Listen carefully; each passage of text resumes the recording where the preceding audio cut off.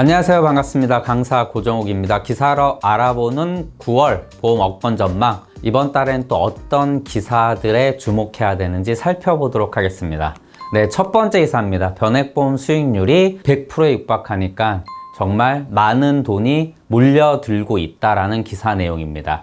다 아시다시피 최근에 주식시장이 굉장히 좋았기 때문에 시장에 힘을 얻고 결국은 변액보험도 좋은 수익률을 내고 있습니다. 그러다 보니까 당연히 보험사 쪽에서도 굉장히 적극적으로 마케팅을 하고 있고요. 뿐만 아니라 많은 소비자분들이 이러한 정보를 듣고 변액보험에 가입을 굉장히 많이 하고 있습니다. 과거를 생각해 보면 2003년도, 4년도 때 저금리 시대가 도입이 되고 돈들이 저축의 시장에서 투자의 시장으로 흘러 들어왔을 때가 기억이 납니다. 당시 변액보험이 엄청나게 성장을 했었죠. 지금도 결국은 이러한 시장 속에서 기존의 애물단지 취급을 받던 변액보험이 또 인기를 끌고 있습니다. 자, 그래서 최근에 변액보험 수입보험료를 보면요. 2018년, 19년도 기준으로만 따져봐도 거의 2배가 넘고요.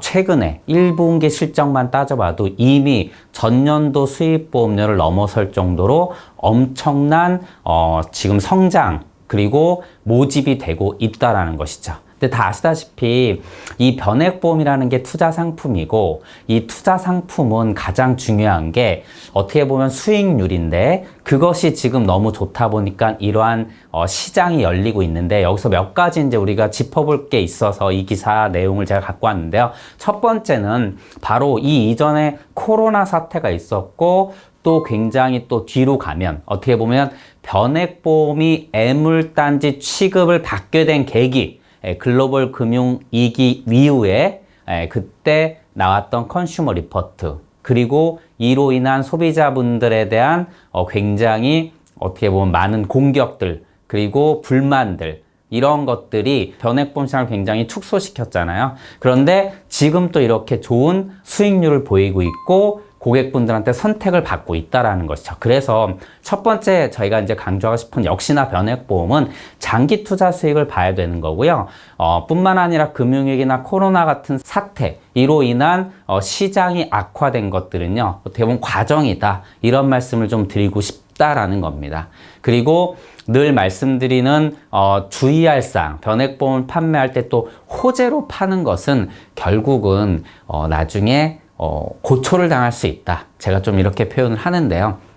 지금 굉장히 수익률이 좋고 시장이 좋으니까 이 틈을 타서 호재로만 소비자분들한테 수익률로만 얘기를 한다라면요. 당연히 시장은 호황을 누리다가 아시죠? 예, 당연히 후퇴하고 침체기로 가게 됩니다. 너무나 당연한 경제 원리이기 때문에 이 시점을 생각을 해서 지금 이 시점에 판매할 때 좀 더 장기적인 안목에 초점을 두고 판매하는 것 이런 것들만 조금 주의를 하신다라면은 굉장히 좋은 금융상품을 소비자분들한테 포트폴리오 할 수 있다. 즉 변액보험을 좋은 상품으로서 자리매김할 수 있는 그러한 컨설팅을 우리가 제공해 줄 수 있다라고 좀 말씀을 드리고 싶습니다. 자, 두 번째 기사는요.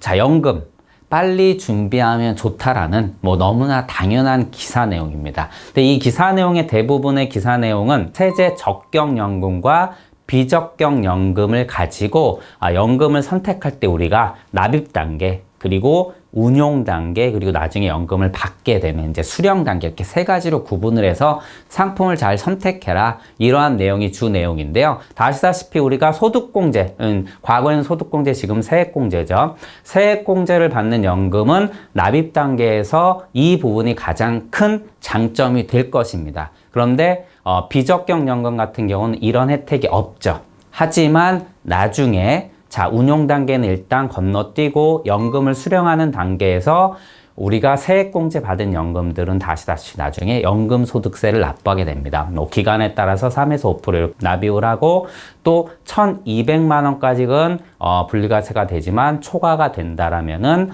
합산과세를 하게 되는 거죠.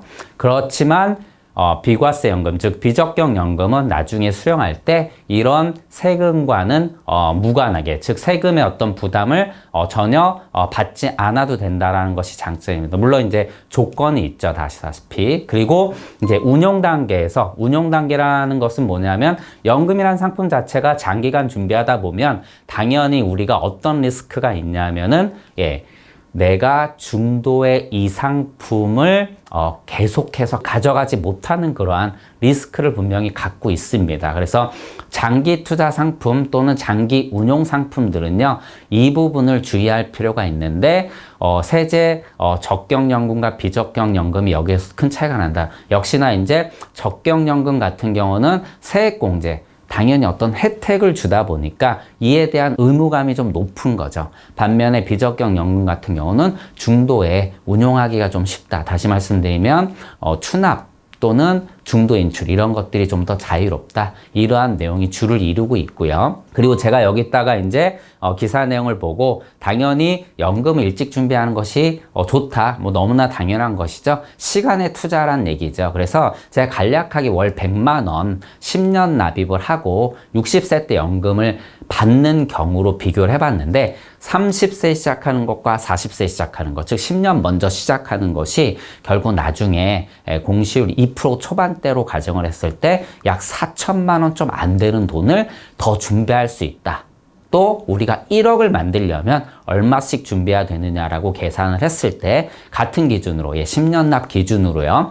월 52만 원씩 준비해야 되는 것을 우리가 10년 늦게 준비한다면 월 64만 원씩 준비해야 됩니다. 즉 납입 원금만 여기서 약 1,500만 원 차이가 난다라는 것이죠. 그래서 최근에 뭐 이제 투자 상품을 제외하고 일반적으로 금리가 낮아지다 보니까 결국은 비과세나 또는 복리 이런 혜택들이 굉장히 줄어들고 있다. 그 효율이 떨어지고 있다라는 것은 다 인정하시고 또 우리가 알고 있는 내용입니다. 그래서 시간에 투자하는 것이 어떻게 보면 더 중요해지고 있는 시기이기 때문에 이런 부분들을 소비자분들한테 컨설팅할 때 전달을 해드린다라면 좋은 컨설팅이 제공될 수 있다라고 보고 있습니다. 자, 세 번째 기사입니다. 자, 아내에게 2년간 13억을 이제 준 거죠. 이체를 시켰는데 우리가 다 아시다시피 부부간 증여는 10년에 6억이라고 딱 정해져 있습니다. 세법에. 그런데 대법원에서 이것이 증여가 아니다라는 그러한 이제 판례가 나왔습니다. 자, 우리가 부부간에 어떤 돈 거래하는 거 사실 잡아내기 힘들죠. 하지만 2년간 13억이라는 돈을 이체를 했고 또 이 배우자는 또 사업을 하다 보니까 결국 이 부분을 이제 당국에서 이제 세금을 관리하는 당국에서 뭐라고 봤냐면 이건 증여다.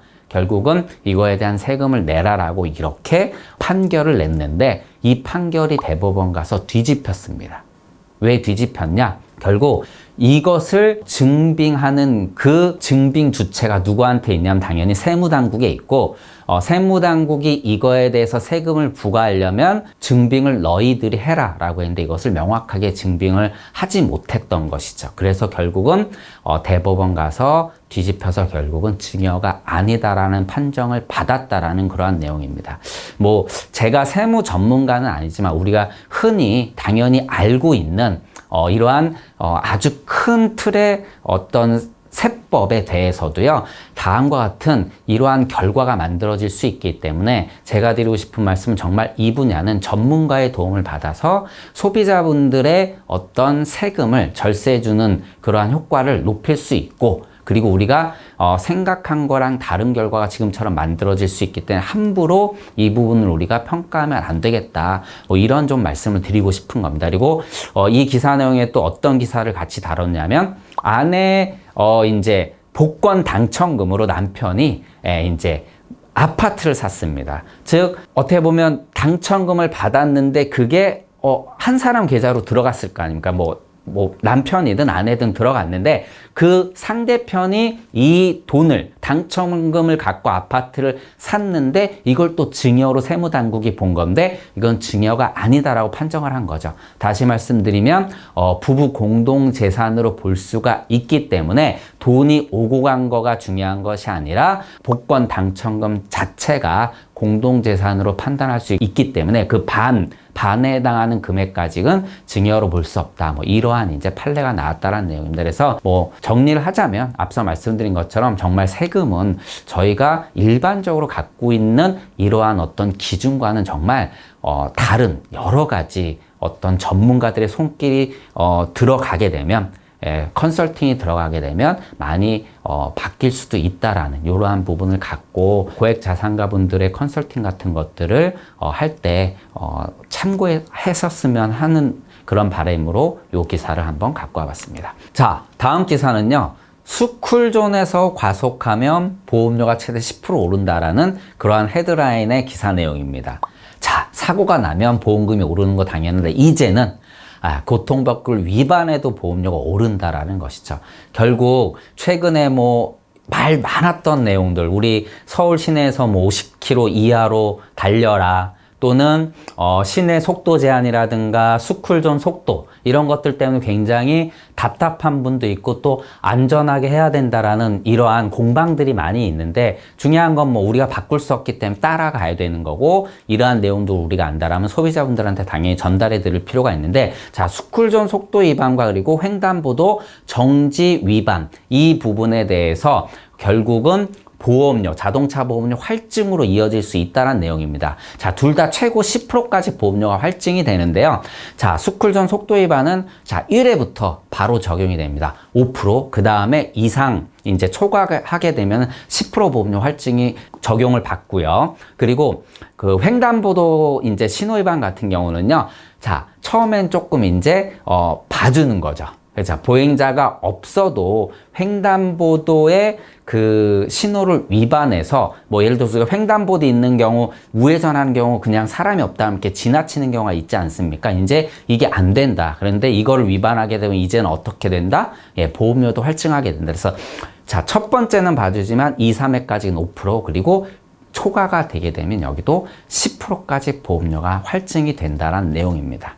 그리고 적용 시점도 좀 다른데요. 스쿨존 같은 경우는 올해부터 벌써 적용이 돼서 이게 반영이 되는 거고 횡단보도 정지 이제 신호 위반 같은 경우는 내년부터 적용이 된다라고 합니다. 그래서 이 부분에 대해서 우리가 숙지를 하고 소비자분들한테 알릴 필요가 있고요. 이 부분에 결국은 나중에 보험료 활증할 때 이제 소비자분들한테 네, 이렇게 많이 올랐지 할 때 당연히 이 내용도 우리가 감안을 해서 설명을 할 줄 알아야 되고 이로 인한 여러 가지 또 민원이나 또는 컴플레인도 발생할 수 있을 거라고 저는 보고 있거든요. 그래서 해당 내용을 잘 숙지해서 설명을 또 드릴 필요가 있다라고 보고 있습니다. 그리고 이 보험료를 활증을 받으면 또 이것이 자동차 보험료 또 다른 이제 할인 재원으로 또 쓴다라고 합니다. 이렇게 4차 실손보험이 좀 생각이 나네요. 이런 식으로 이제 재원을 어디다 어떻게 쓰느냐도 중요한데 이런 식으로 쓰게 되기 때문에 결국은 안전운전 하신 분들이 혜택을 받을 수 있게 이제 전가시킨다 이렇게 보면 될 것 같습니다. 자, 다음 기사는요. 보험도 이제 구독한다는 내용입니다. 자, 생명보험사 상품이 새로 나왔는데 사실 이 안에는 지금 보험이라는 내용은 그다지 갖고 있지 않습니다. 실제 유통사랑, 보험사랑 이제 제휴를 해서 상품을 파는데 어떻게 파냐면요. 하나 상품을 예를 들자면요. 월 보험료를 9,500원씩 냅니다. 그런데 편의점과 제휴를 한 거죠. 이 편의점에 가서 맥주 4캔을 보통 10,000원 하는 거 있지 않습니까? 이거를 이제 사 먹을 수 있는 쿠폰이 나오는 거죠. 그리고 이 편의점에서 현금처럼 쓸 수 있는 포인트를 또 1,500점 줍니다. 그러니까 1,500원 정도 주는 거죠. 그리고 매월 500원씩 또 적립을 해줍니다. 그럼 어떻게 되냐면 만기 시에 6,000원을 돌려받게 되고 내가 실제 쓴 돈은 11만 4천원의 보험료를 내는데 14만 2천원을 어떻게 보면 혜택을 받는 겁니다. 자, 이해가 좀 되시나요? 정리가 좀 되시나요? 다시 말씀드리면 맥주 4캔 사 먹을 수 있고 그 다음에 1,500포인트를 받을 수 있고 나중에 6,000원을 환급해 주니까 실제 내가 총 받은 혜택은 14만 2천원인데 보험료는 9,500원씩 12개월 내니까 11만 4천원. 어떻게 보면 그냥 산술적으로 따져보면 이득인 거죠. 예. 자, 과연 이게 보험이냐 이렇게 얘기할 수도 있는데 지금은 보험의 형태를 띠고는 좀 있지만 우리가 다 알고 있는 것처럼 뭐 다이렉트 보험 중에 가입비 내고 매달 주행거리만큼 보험료를 내는 자동차 보험 같은 게 있죠. 이런 식으로 이제 구조를 조금 더 바꾸고 이렇게 소비자분들의 어떤 관성을 만들어내고 있는 거죠. 그래서 이게 가능하냐? 보험금을 이런 식으로 주는 게 가능하냐? 예, 원래 불가능한 거죠. 이런 식으로 뭐 포인트를 준다, 상품을 준다 이런 건 불가능한데 규제 샌드박스라는 게 있습니다. 이 안에 들어가면 현재 법으로 하지 못하는 것들을 할 수 있습니다. 그걸 정부에서 이제 시험 삼아 해보고 이것이 산업 발전, 뭐 시장 발전에 도움이 된다라면 확대시키는 그러한 테스트 과정이라고 보시면 되고요. 그래서 이렇게 지금 보험사와 편의점이 제휴를 맺고 상품을 출시해서 MZ세대들, 즉 앞으로 대한민국의 주력 소비 세대들의 관성을 만들어서 어떻게 보면 좀 학습을 좀 시키는 거죠. 그래서 나중에 이 상품을 늘려가는 거죠. 그래서 나중에는 뭐 PT나 뭐 필라테스 또는 영양제 이런 걸로 늘려가면서 이 소비층을 어떻게 보면 학습시켜서 나중에 상품 세일즈 또는 마케팅을 좀 더 원활하게 하겠다라는 그러한 의지가 이제 여기 담겨 있다라고 보시면 될 것 같습니다. 자, 어떻게 될지는 모르지만 늘 이제 뭐 과거에 이렇게 규제 샌드박스에 넣어서 보험을 시범적으로 운영했던 것들 결과를 보게 되면 제가 보기엔 앞으로는 굉장히 시장에 다양한 파급 효과를 만들어낼 것으로 보고 있고 전문가들도 그렇게 보고 있기 때문에 우리가 이렇게 좀 주목해 볼 필요가 좀 있을 것 같습니다. 특히 MZ세대들의 보험 소비 성향들이 기성세대들과는 많이 차이가 나기 때문에 이러한 내용들을 우리가 조금은 살펴볼 필요가 있다. 결국은 이를 통해서 그들을 공략하는 방법들을 우리가 학습한다라면 좀 더 마케팅하고 또 세일즈하는 데 도움이 되지 않을까라고 생각을 합니다. 자, 오늘 신문기사 정리해 볼까요? 변액보험 말씀드렸듯이 굉장히 수익률이 좋습니다. 당연히 시장이 좋았기 때문에. 그래서 많은 가입자들이 돈이 몰리고 있다는 얘기입니다. 하지만 주의할 점은 너무 호재로 팔지 마라. 그리고 변액보험이 역시나 긴 시간을 두고 투자한다라면 정말 좋은 상품이다라는 게 어떻게 보면 시장이 이렇게 증빙을 해주고 있다는 말씀을 드리고 싶고요. 지금처럼 금리가 낮고 또 과거처럼 높은 수익을 낼 수 없는 시장이라면 시간이라는 수단이 굉장히 좋은 효과를 낼 수 있다라는 말씀 드렸고요. 그리고 아내에게 인형한 13억을 이체했는데도 증여로 보지 않았다. 이런 판례를 통해서 우리가 세무 컨설팅을 할 때는 정말 전문가의 다양한 도움을 우리가 필요로 할 것이다. 결국은 함부로 컨설팅을 하지 않아야 된다라고 좀 말씀을 드리고 싶고요. 그리고 스쿨존 또는 횡단보도 이런 이제 어떻게 보면 우리가 신호위반 같은 거 그리고 교통법규 위반이 보험료 할증으로 이어질 수 있다는 내용, 이를 통해서 결국 소비자분들과의 어떤 마찰이나 또는 또 혜택 이런 것들이 여러 가지 형태로 나올 수 있다. 그래서 이 부분을 제대로 알고 또 설명해 드릴 수 있는 필요성이 있다고 말씀을 드리고, 마지막으로 보험도 구독한다. 결국은 대한민국의 주력 소비 세대들을 어떻게 보면 학습시켜서 그들의 관성을 이제 보험에 활용하는 거죠. 그래서 이러한 이제 시장의 변화가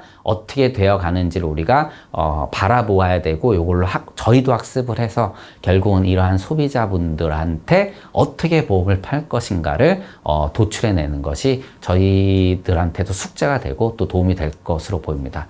자, 오늘 기사 여기까지 하고요. 9월 달도 멋진 한 달 되시기 바랍니다. 고맙습니다.